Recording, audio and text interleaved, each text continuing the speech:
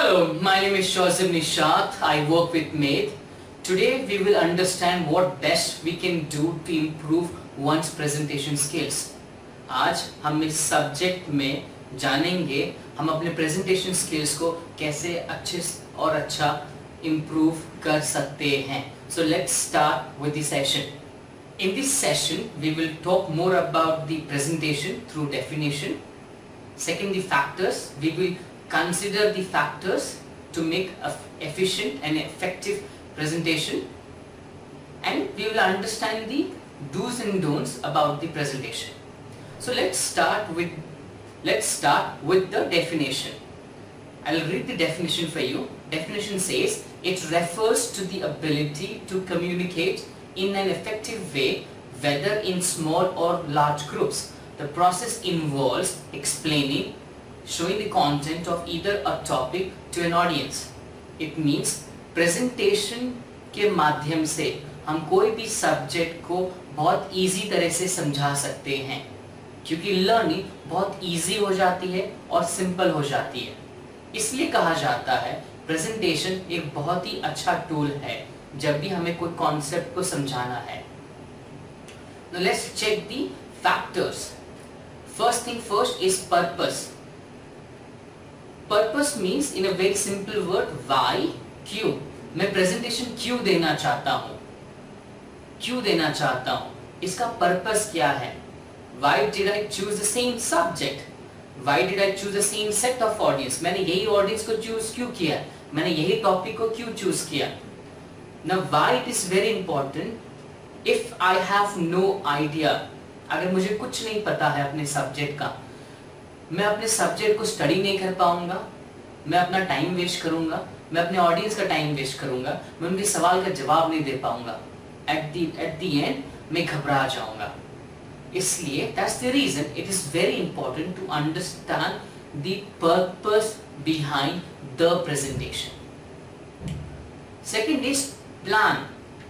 Life में कोई भी एक्टिविटी प्लान करने के लिए या कोई भी एक्टिविटी को परफॉर्म करने के लिए प्लानिंग बहुत ज़रूरी है. चाहे वो सोशल एक्टिविटी हो, फिजिकल एक्टिविटी हो या करियर एक्टिविटी है. इन द सेम वे जब हम अपना प्रेजेंटेशन बनाते हैं, इट इज़ एडवाइजेबल कि हम सारे आइडियाज हम एक पीस ऑफ पेपर पे लिख दें. So it is very important to filter the idea. तो हम चूज कर सकते हैं क्या यूज करना है और क्या यूज नहीं करना है. So everything starts with a very simple word, planning. The next is product. So when I give presentation, the subject is my product, right? In the same way, अगर मैं एक सेल्स एजेंट हूँ और मेरा कोई प्रोडक्ट है और मैं डोर टू डोर सेलिंग करने चाहता हूँ, कस्टमर जब मेरे से सवाल पूछता है, अगर मुझे सवाल का जवाब नहीं आता है, I will lose my focus. मैं अपना फोकस लूज कर दूंगा और मैं अपना बिजनेस लूज कर दूंगा, बिकॉज मैं प्रोडक्ट को डिफाइन नहीं कर पा रहा हूँ, मैं प्रोडक्ट को बेच नहीं पा रहा हूँ. इसलिए when we say presentation, one should do thorough research and development about their content, rather about their product. The next is audience. Audience की नीड को समझना बहुत जरूरी है. ऑडियंस की नीड, आपका प्रेजेंटेशन कितना अच्छा है और कितना खराब है, ऑडियंस के नीड से पता चलता है.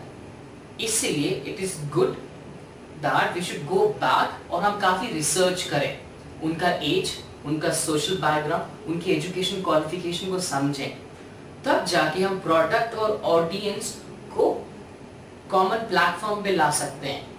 So when they both are at the common platform, जब ये दो प्रोडक्ट और ऑडियंस एक कॉमन प्लेटफॉर्म पे आते हैं, it is very easy to deliver a presentation.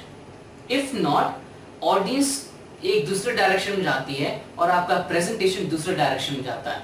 As a result, हमें वो लर्निंग नहीं मिल पाती है.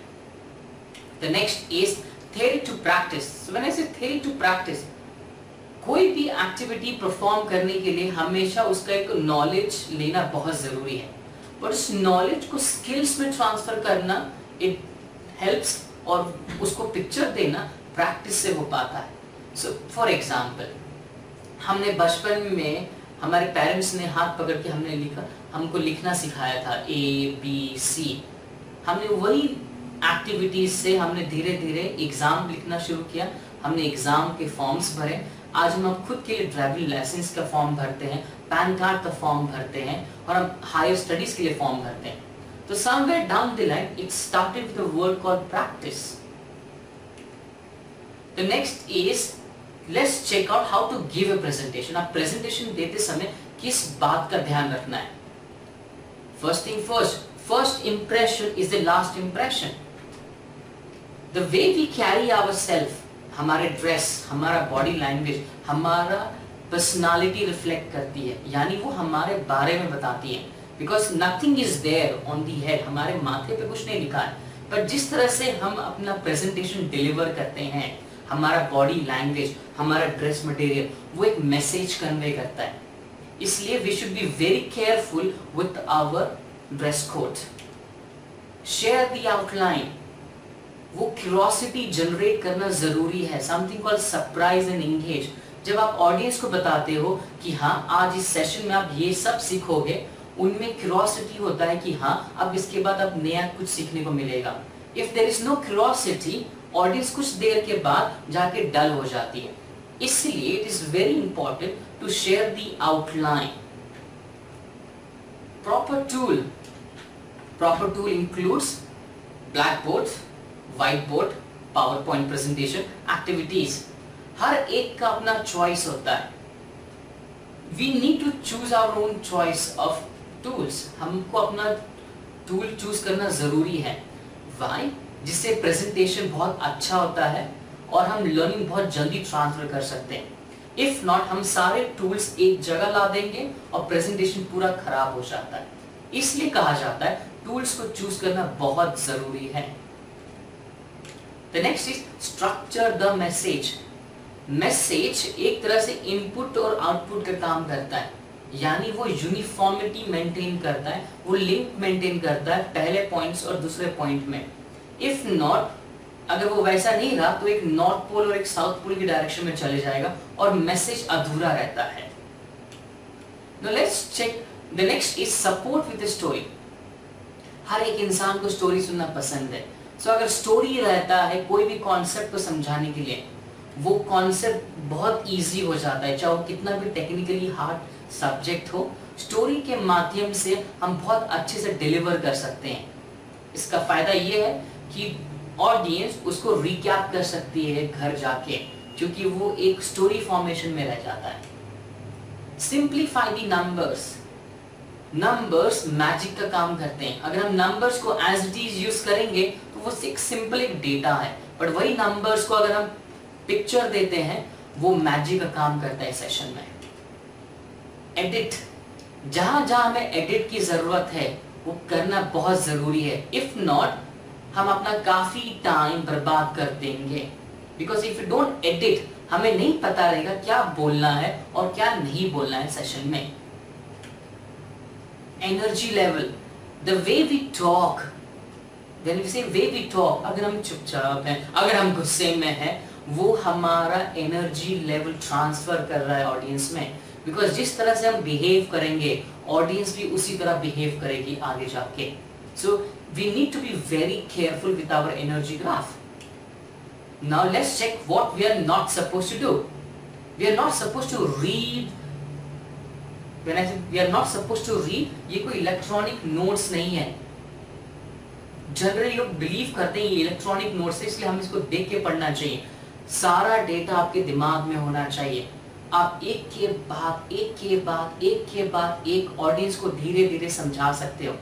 नहीं तो वो इलेक्ट्रॉनिक नोट्स हैं, ऑडियंस भी आपके साथ पढ़ेगी और जो लर्निंग है वो खत्म हो जाता है। बी ऑन टाइम, अगर आप टाइम पे आते हो आप काफी चीज चेक कर सकते हो। अपना प्रेजेंटेशन, इंफ्रास्ट्रक्चर, आपका लॉजिस्टिक्स, ऑडियंस की स्ट्रेंथ, कितने लोग आए हैं कितने लोग नहीं आए हैं। अगर ऐसा नहीं होता है हम घबरा जाएंगे, हम डर जाएंगे और हम काफी गड़बड़ कर देंगे। Simplify, keep it very simple. Presentation मतलब नहीं है कि हाई फाई डेटा यूज करना, बड़े बड़े फंडा यूज करना है। प्रेजेंटेशन का कोई माध्यम नहीं। प्रेजेंटेशन कहता है कॉन्सेप्ट को जितना सिंपल रखा जाएगा लर्निंग उतनी अच्छी होती है। सो आई होप मैंने आपके काफी सवालों का जवाब दिया है। So let's practice with the in our mock session. Thank you.